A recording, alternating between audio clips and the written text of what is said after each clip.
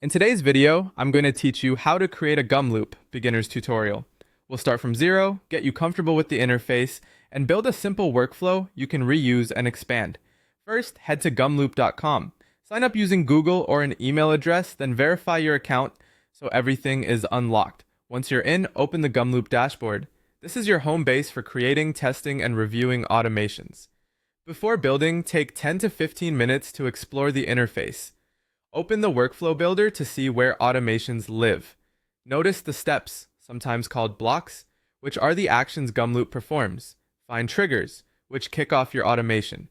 Check out variables, where input and intermediate data are stored, and visit runs or logs to review what succeeded, what failed, and why. Don't rush this part. Knowing where things are saves you time later. Next, understand the core logic. Trigger, then action, optional condition, then output. Most workflows follow that pattern. You'll frequently use inputs and variables, browser and web automation steps to open and navigate pages, text or data extraction to capture content, AI analysis for summaries or classification, conditions and filters to keep results clean, and outputs to places like sheets, chat tools, or documents.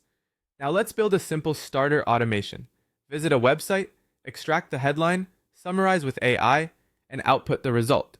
Add an input field for the website URL, insert a browser step to open the page, add an extract step to capture the headline, drop in an AI step with a clear prompt to summarize that headline.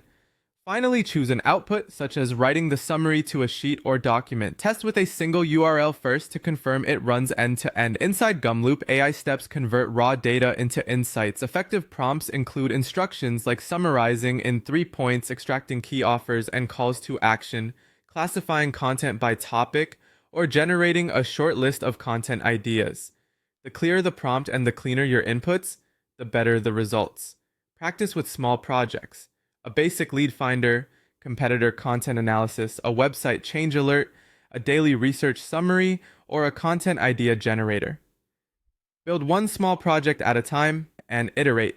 When things break, open the run logs, add short delays so pages fully load, use precise selectors, test with one input, and simplify steps. Most errors come from interacting before a page is ready. Follow best practices, respect website terms,